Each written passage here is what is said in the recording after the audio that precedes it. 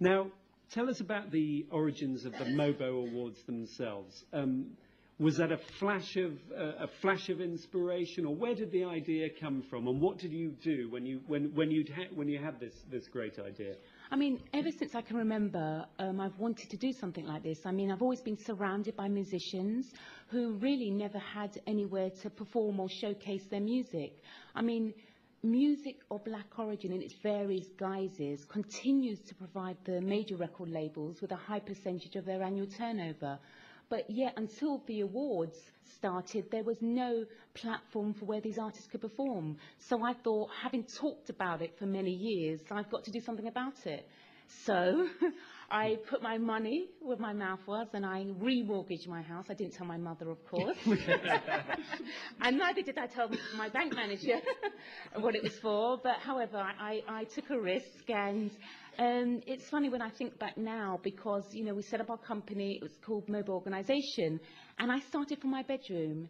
And, you know, I can recall the time very vividly. I mean, I'd be there sitting in my PJs, and there'd be my undies and clothes everywhere, and the phone would ring, and I would say MOBO Organisation. And of course, it was completely disorganised. And I think I was that embodiment of, have you ever heard the expression fake it until you make it? Yeah. Well, I was very much doing that. But of course, I mean, you know, of course, it worked for me. You know, it worked for me in those days because I didn't have the money to afford offices. But of course, I moved out as soon as I could. Give us a sense of the scale of it now. I mean, the MOBO Organisation and the awards. Give us some of the numbers and the scope of it. I mean, we are the first ever music awards ceremony to be broadcast on BBC One, and we go out to over 250 million people worldwide. And we were the first to help make the transition from urban music to the mainstream status that it has today, and really bring it to the masses. And also, I think we've become a voice for a large section of the community that in some ways feels disenfranchised. So we become spokespeople for the government, for media agencies, any time when they want someone to really sometimes challenge some of the stereotypes that there are out there about this type of music.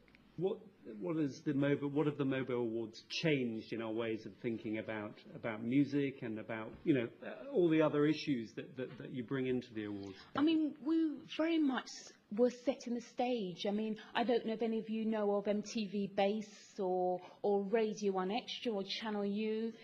In 1996, none of these were in existence beforehand. And I think most people will wholeheartedly agree that most forms of popular music had their origins in black heritage. And we wanted to celebrate that and commemorate that fact and provide a sense of achievement, which was very much needed. And so I think, I mean, of course, all the artists who perform on this show, most of them go on to have phenomenal record sales off the back of it. But we now become more than music. And I think that's also important to us, our kind of social and cultural responsibility that we have today. Have you been thinking about what you've learned about being successful in business during that time? Because it sounded as if you started kind of almost accidentally, and it grew and grew and grew, and it wasn't as if you'd had a big plan and you'd worked to that. It grew and grew. What have you learned about? And this is something, you know, talking directly to people in the audience who maybe have got an idea for a business and want to make it happen. What have you learned about what it takes to be successful in business? Well, what I've learned, to be successful, you need passion, and of course you need also passion and more passion, because, you know, passion is what gets you to work throughout the night where you've got a deadline to meet. When you have a setback, because you'll have many, you're able to, you know, turn adversity around.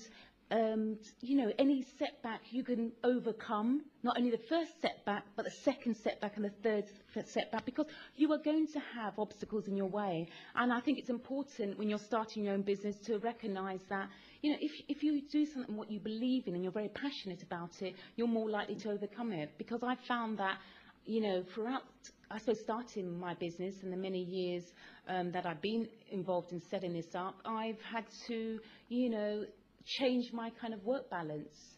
and I've also made many, many sacrifices. And I think it's important to recognise that, you know, you need perseverance, determination, but also equally important, you've got to have a vision of what you want to do and what you want to achieve. Right.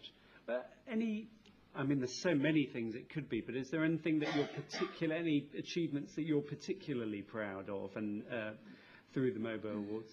Yeah, there are so many moments. I think when we first set up the awards, and I was campaigning for, you know, many, many years in order to get a huge conglomerate or a TV company to take us seriously and give us airtime.